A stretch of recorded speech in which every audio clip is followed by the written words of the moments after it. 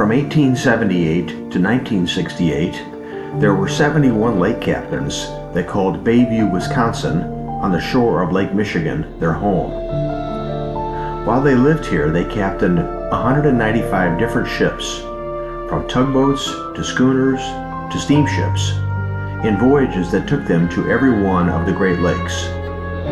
Join us now for another episode of Bayview, Town of Lake Captains, where we explore not only these captains, but also their ships, their homes, their families, and their lifetime of sailing adventures on the Great Lakes.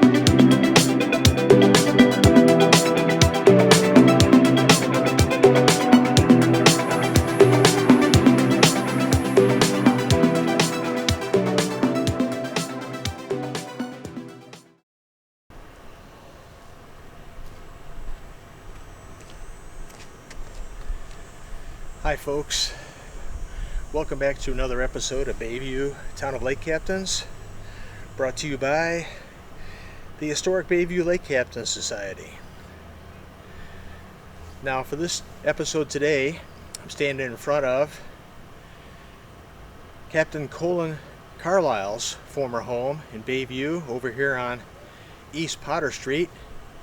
And as you just saw from the camera scan there, his former home is located directly across the street from Dover Street School. He lived in his house for 16 years, I think. And like so many others, the hits keep on coming. Another spectacular, amazing person and captain. Just great. Like so many I've already reported and have yet to report. Now, Captain Carlisle was born into a substantial maritime family, meaning going way back before the family immigrated. And then after they immigrated. Ship captains in the family. One, I believe, was captain of a paddle steamer on the Missouri River. Atlantic Ocean captains. This is his family background. He was born in Ohio and he grew up in Cleveland. But like so many young people, myself included, you start out, I might want to do this, might want to do that. Don't really know quite yet what it is, but I'm going to find out. He did that in spades, folks. Colin Carlisle did that. He goes out west, down to Texas, and becomes, wait for it, a cowboy for a couple of years. And then after he does that, he becomes the manager of the San Antonio Opera House. Oh, gee, I think I'll try opera now. And then after that, he travels across the country in a theater troupe. Now, this is like, it's coming up in the video. I think it's about 1915, right in there. 1910, 1920, can't remember as I'm talking to you right now.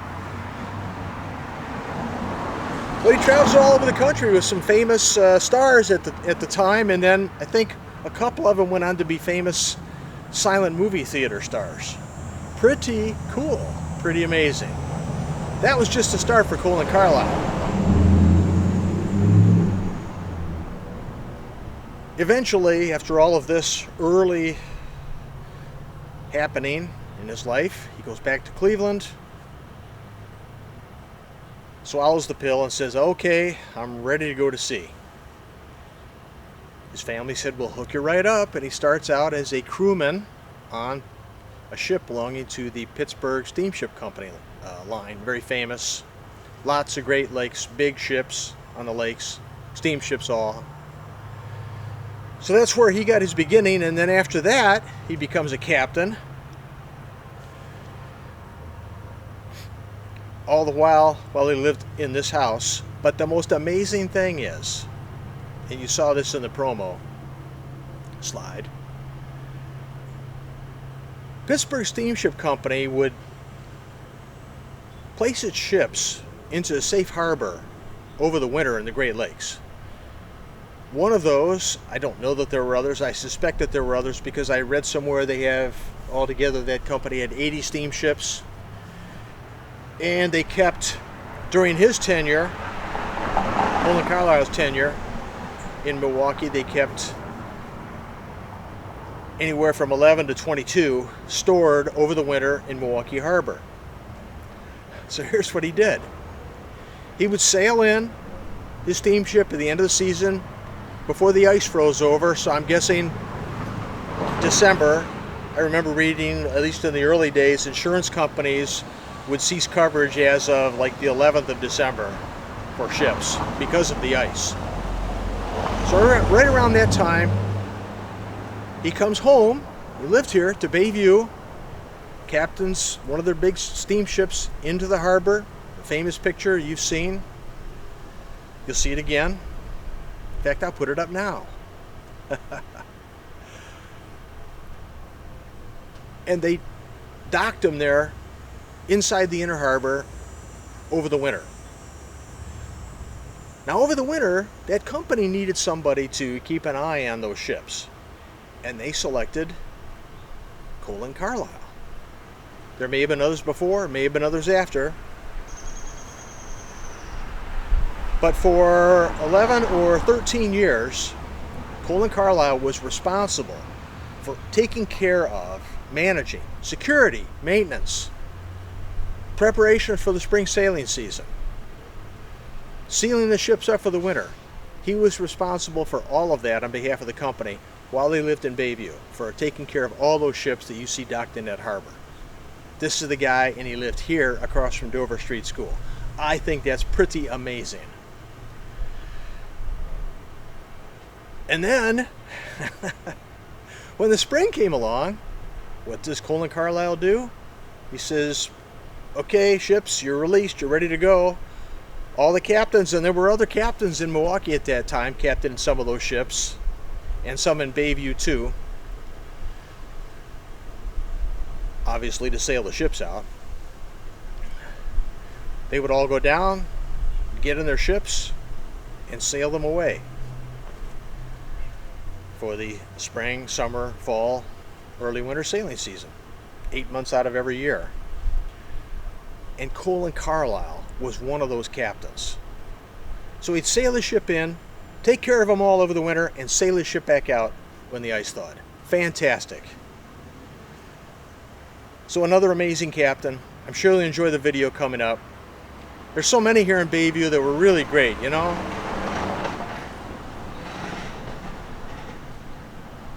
That's all for now, and hats off to our Bayview Lake captains. See you next time. Bye.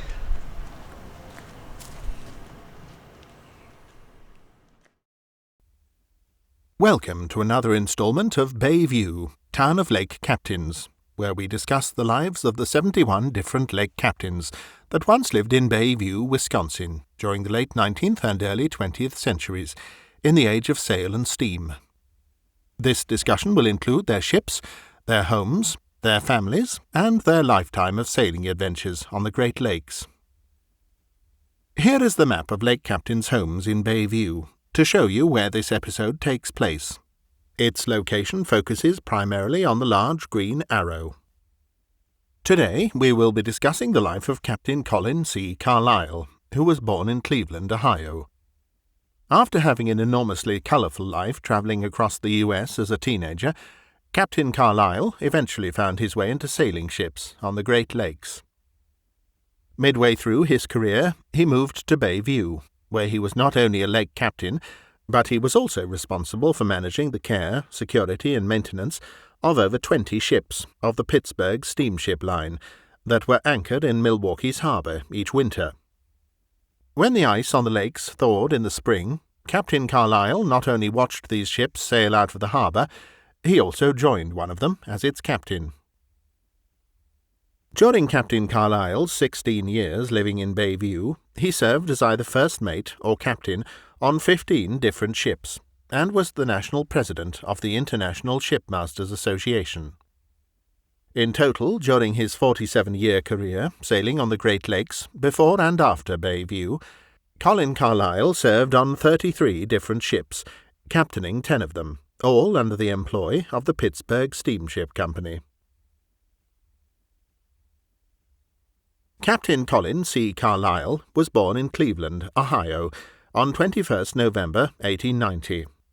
His father was born in Scotland, and his mother, a public school teacher, was born in Germany. He had 2 older brothers, William and Daniel. His father appears to have died when he was a child, because at age 9 he and his 2 brothers are shown living only with their mother, and with no father. His family had such a great and substantial maritime tradition, going back 200 years, that it was literally ingrained into its very existence, being passed down generation to generation. His father, William, was a sailor in Scotland, and after immigrating to the USA, captained a schooner on the Great Lakes that was home-ported in Cleveland, Ohio, where the family had settled. Colin's uncle was also a captain, though not on the Great Lakes, captaining the very first steamboat on the Missouri River in 1830. Colin Carlisle also had another relative that had been the chief stewardess on a probable steamship that sailed the Liverpool, England to Calcutta, India route in the early days of ocean-going passenger service. There were undoubtedly more. After completing only the 8th grade, Colin Carlisle left his home in Cleveland at aged 14 to begin the journey of a young man exploring life. While he had always had an interest in sailing, primarily through his knowledge of the family's substantial maritime history, he nevertheless wanted to experiment first to see what he could find, not unusual for young people starting out. But the direction he took as he blew with the wind in his youth proved to be one of the most colourful of all the upbringings of Bayview's 71 lake captains, and that's saying something. He started out by going to Texas and working as a cowboy for 4 years, from 1904 to 08. After this, he went in a completely different direction, taking a job for 2 years as the assistant property manager of the San Antonio, Texas Opera House, from 1908 to 10. And then, likely making connections while running the Opera House, he joined a travelling theatre troupe that started out in New York City and proceeded to travel all the way across the nation in its multi-city show tour, concluding in Seattle months later. At each stop, the troupe conducted 2 different shows and entertained audiences. It's unclear what Colin Carlisle's role was in these shows. He may have been a stagehand, or even helped manage the operation, giving his prior experience running the San Antonio Opera House. The first show was named Spring Chicken, and its headliner actors were Bessie McCoy, Richard Carl, who went on to a Hollywood acting career, and Lou Mann, a comedian. The second show, likely featuring the same actors, was named Mary's Lamb. Both were apparently successful because after concluding their tour in Seattle, they were invited back to New York to begin another cross-country show. After packing up and getting on the train to go back to New York, Colin Carlisle was able to take a break and go to Cleveland to see his mother.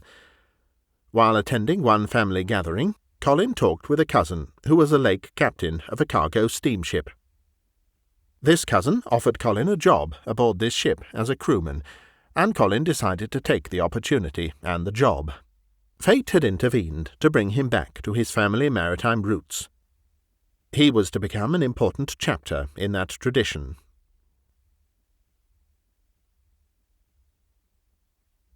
In 1910, at age 20, he is shown working as a wheelsman on a steamer, name unknown, likely his cousin's ship, his home of record, now again Cleveland. This first job was likely with the Pittsburgh Steamship Company, since every ship he was ever associated with for his entire career was operated by this company.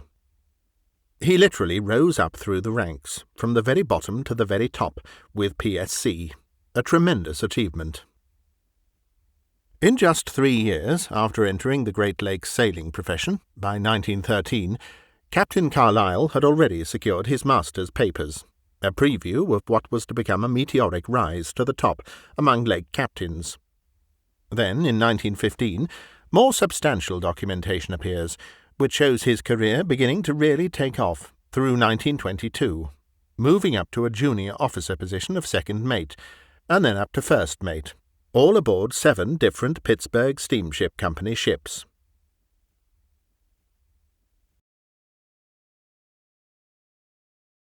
Captain Carlisle first appears living in Bayview in 1923, at 615 East Potter Avenue, having advanced to captain, ship unknown.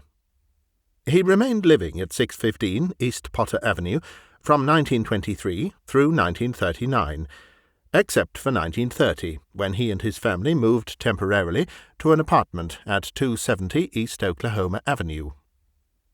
This move may have been due to construction of the house, though that is not known.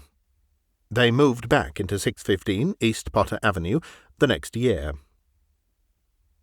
While he lived in Bayview from 1923 to 39, Colin Carlisle is confirmed as having served as either first mate or captain on an astonishing 15 different ships over this 16-year period. All were owned and operated by the Pittsburgh Steamship Company. He is documented to have been first mate on 10 of these ships and captain of 5. It's possible these yearly rotations among different ships may have been the company's policy, but more likely it was a matter of seniority among the Pittsburgh Steamship Company's officers, dictated by the economic situation of that particular year, that decided officer positions, especially captains. His sailing adventures on the Great Lakes during his time aboard these ships took him through many storms. He sailed through one of the worst in Great Lakes history, the 1913 storm, that wrecked and sank many ships, causing much loss of life. The waves were so huge that they literally went over the top of his ship and submerged it each time, as if it were a submarine. Fortunately, the hatches on deck were properly secured, so water couldn't enter as the ship went under the waves each time. Over his career, Captain Carlisle believed that Lake Michigan during the winter was hands down the roughest sailing in the world, surpassing the North Sea and Cape Horn, which are legendary for their difficult sailing conditions. In addition to being a ship captain while in Bayview, Captain Carlisle was also appointed, in the off-season, by the Pittsburgh Steamship Company as its on-site fleet superintendent to monitor, oversee, and get ready to sail in the springtime the many steamships that the company stored each winter in the southeast corner of Milwaukee's harbour. This anchoring spot near Jones Island was known as the Kinnickinnick Mooring Basin because of its connection to and with the Kinnickinnick River.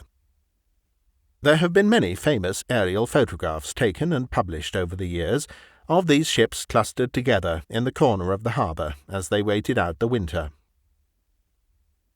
Of the total of 86 ships owned and operated by the Pittsburgh Steamship Company across the Great Lakes, as few as 16 and as many as 22 were stored over the winter in Milwaukee during Colin Carlisle's tenure managing them. The rest of the 86 ships were stored at other ports around the lakes that could accommodate them. The company likely appointed other captains it had in those other ports to function as the on-site fleet superintendent there, just as Colin Carlisle did in Milwaukee. Taking care of these ships over the winter was an especially huge job, because at the time these were the largest cargo ships in the world. Colin Carlisle not only had to make sure they were secure and protected, he also had to make sure these ships were ready to sail as soon as the ice thawed in the lakes in the spring. This involved overseeing watchmen, security, maintenance personnel, and other trade workers associated with the storage of these big ships. Captain Carlisle served in this job in the off-season for at least 11 years, 8 of which were while he lived in Bayview, from 1931, not long after he became a captain for Pittsburgh Steamship Company, until 1942. In 1940, Captain Carlisle left Bayview for other residences in Milwaukee, where he continued to serve as captain of an additional 5 different ships for the Pittsburgh Steamship Company. He also served in the U.S. Navy during World War II. Finally, in 1957, he retired and moved to Florida, where he died in 1965. What is perhaps most astonishing when looking back at his truly spectacular rise and outstanding career as a Great Lakes captain is that he accomplished all of it with just an 8th-grade education. This was actually the norm for most of Bayview's lake captains. They learned by doing, through on-the-job training. Altogether, before, during, and after living in Bayview, Colin Carlisle is documented to have served on a total of 33 different ships, at least 1 as a deckhand, 2 as second mate, 20 as a first mate, and 10 as a captain. This is a truly astonishing record for a career that spanned 47 years on the Great Lakes, all with the Pittsburgh Steamship Company. Perhaps as a further testimony to this great level of achievement, Colin Carlisle also served as president of both the local Milwaukee Lodge of the International Shipmasters Association, ISMA, as well as its national president in 1936, while living in Bayview.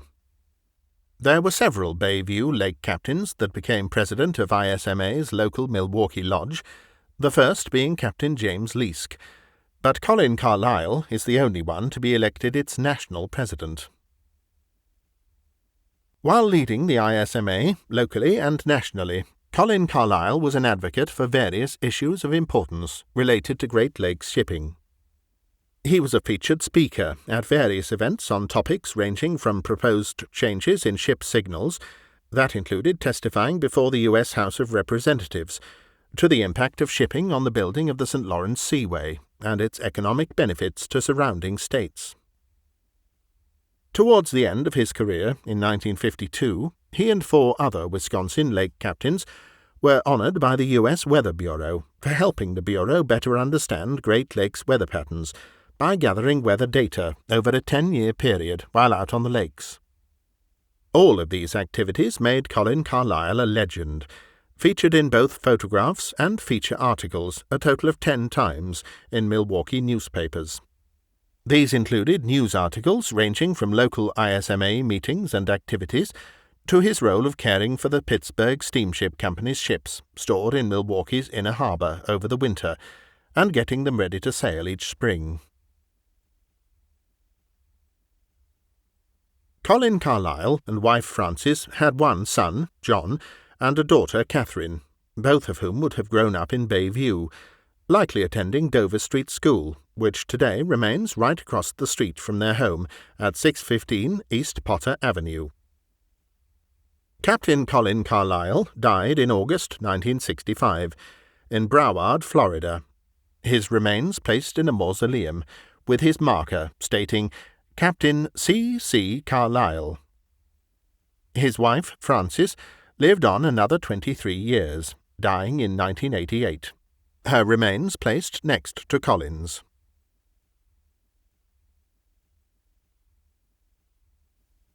Thanks for watching. This photograph isn't about Bayview or its lake captains, but it's from the same era of Great Lakes maritime history. We thought we'd close with it for enjoyment, as it captures the spirit of the era.